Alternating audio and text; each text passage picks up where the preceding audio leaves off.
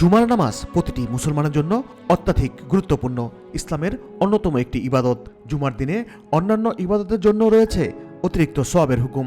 তাই এই দিনটিকে সঠিকভাবে পালন করা প্রতিটি মুসলিম উম্মার জন্য জরুরি।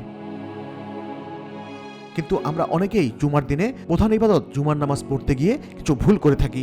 হয়তো আমাদের মনের অজান্তেই ভুলগুলো হয়ে থাকে। দর্শক, চলুন জেনে নেই সেরকম 5টি ভুলের কথা।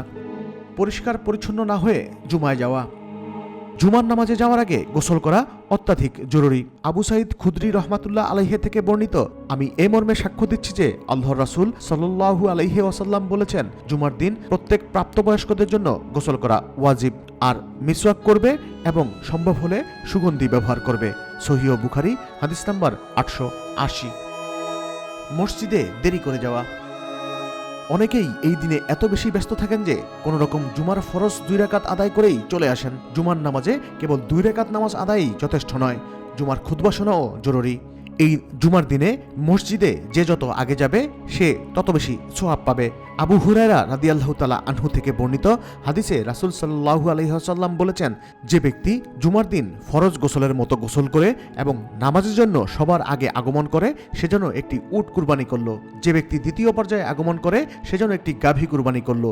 যে ব্যক্তি তৃতীয় পর্যায়ে আগমন করে সেজন্য একটি শিং বিশিষ্ট দুম্বা কুরবানি করলো। যে ব্যক্তি চতুর্থ পর্যায়ে আগমন করলো সেজন্য একটি মুরগি কুরবানি করলো। আর যে ব্যক্তি পঞ্চম পর্যায়ে আগমন করলো সেজন্য একটি ডিম কুরবানি করলো। সহিহ বুখারী হাদিস নাম্বার 881। জুমার নামাজের সময় অন্য কাজ করা। জুমার নামাজের সময় অন্য কাজ করা নিষিদ্ধ। যত তাড়াতাড়ি সম্ভব মসজিদের দিকে যাওয়া জরুরি। জুমার প্রথম আজান শোনার সঙ্গে সঙ্গে ব্যবসা প্রতিষ্ঠান কিংবা অন্য কাজ বন্ধ করে দেওয়া উচিত, অথবা নামাজের জন্য বিরতি দেওয়া উচিত। মনোযোগ দিয়ে খুতবা না শোনা। খুতবা শোনা জুমার নামাজের গুরুত্বপূর্ণ অংশ, তাই সঠিকভাবে খুতবা শোনাও জরুরি। আবু হুরায়রা রাদিয়াল্লাহু তাআলা আনহু থেকে বর্ণিত হাদিসে রাসূল সাল্লাল্লাহু আলাইহি ওয়াসাল্লাম বলেছেন, যে ব্যক্তি উত্তমভাবে ওযু করে জুমার নামাজে এলো, নীরবে মনোযোগ দিয়ে খুতবা শুনলো, তাহলে পরবর্তী জুম্মা পর্যন্ত এবং আরও অতিরিক্ত 3 দিনের গুনাহ ক্ষমা করে দেওয়া হয়। আর যে ব্যক্তি অহেতুক কঙ্কর স্পর্শ করলো সে অনর্থক, বাতিল, ঘৃণিত ও প্রত্যাখ্যানযোগ্য কাজ করলো। সহিহ মুসলিম হাদিস নাম্বার 1873। খুতবার সময় কথা বলা। খুতবা শোনা ওয়াজিব। রাসূল সাল্লাল্লাহু আলাইহি ওয়াসাল্লাম খুতবার সময় কথা বলতে নিষেধ করেছেন।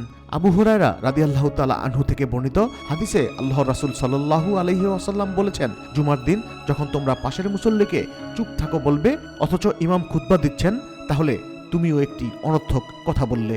বুখারী হাদিস নাম্বার 934। মহান আল্লাহ তাআলা আমাদেরকে সঠিকভাবে জুমার নামাজ আদায়ের তৌফিক দান করুন। আমিন।